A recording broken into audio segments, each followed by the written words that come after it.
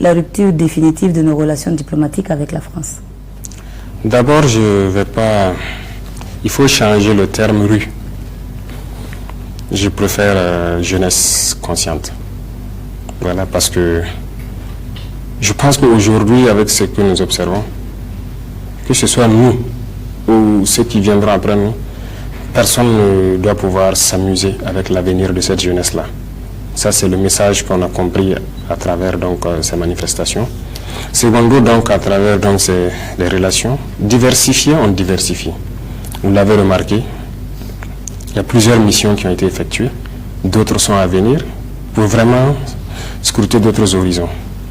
Parce que nous voulons des partenariats, comme on aime le dire, gagnant-gagnant, franc. Si on nous dit, je vous donne ça et je veux ça en retour, on discute, on s'entend, si ça nous arrange, on le fait. Mais nous ne voulons peut-être pas de partenariat un peu flou, un peu pas clair, si je peux dire, déséquilibré, non.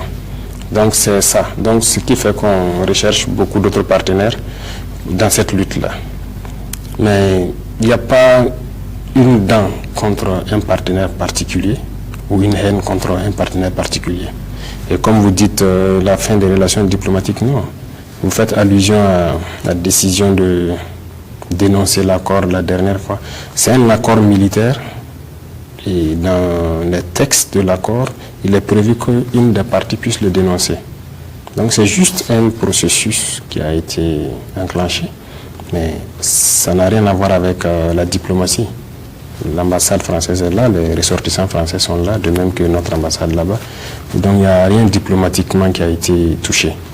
Il s'agit donc d'un accord de présence militaire.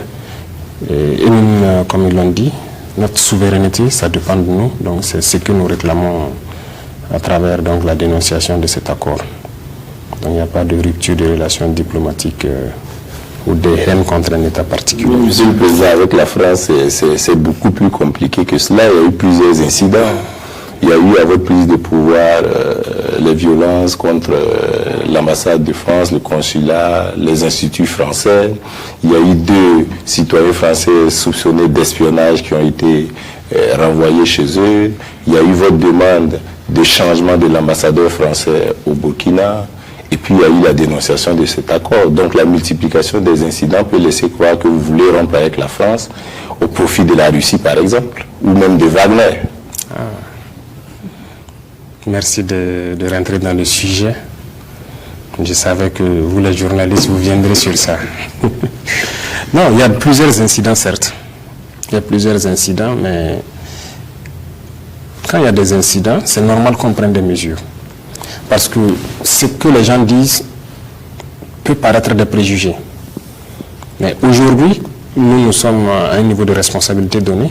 Lorsqu'on constate que certains préjugés sont réels, il va de soi qu'on prenne nos responsabilités et qu'on prenne des décisions dans le sens donc, de ce que ce peuple souhaite.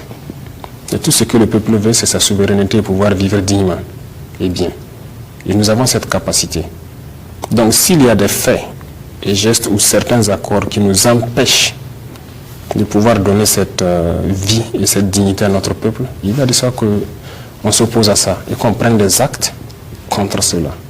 Donc peut-être que c'est la politique qui n'était pas là-dedans, menée par la France, mais je pense que cela ne veut pas dire qu'il y a une haine particulière, c'est ce que j'insiste. Non. Et ça ne veut pas dire aussi quitter un pays pour un autre. J'insiste sur le fait de notre souveraineté, sur donc l'équilibre de nos relations. Peu importe l'État, si c'est pour venir nous coloniser encore, si on peut le dire, nous dominer, nous ne serons pas d'accord. Non, nous ne serons pas d'accord.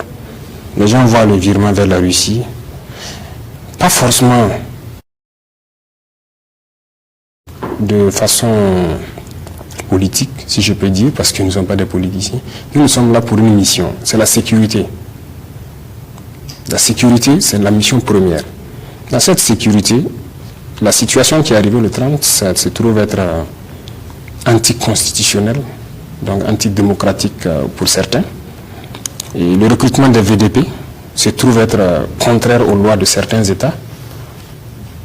Donc, subitement, on se retrouve à nous refuser donc, un certain nombre de choses, notamment les équipements militaires et tout.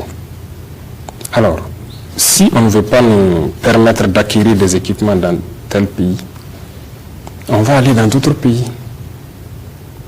On va l'acquérir. Ce n'est pas la première fois que je le dis. La plupart des chancelleries occidentales sont passées ici. Je les ai dit ça. Donc, qu'on nous permette de pouvoir nous équiper de faire la guerre. Parce que nous n'allons pas nous asseoir et regarder notre peuple mourir. Ça, jamais. Sinon, pourquoi on serait venu? Donc, ça impose qu'on scrute d'autres horizons, rien que le côté militaire. Et le volet économique aussi, c'est important, parce que ça accompagne la guerre. Il faut nouer d'autres partenariats pour avoir certains avantages. Tout ce qui peut avantager ce peuple, nous sommes partants. Mais tant qu'on n'a pas des avantages dedans, on n'est pas partant.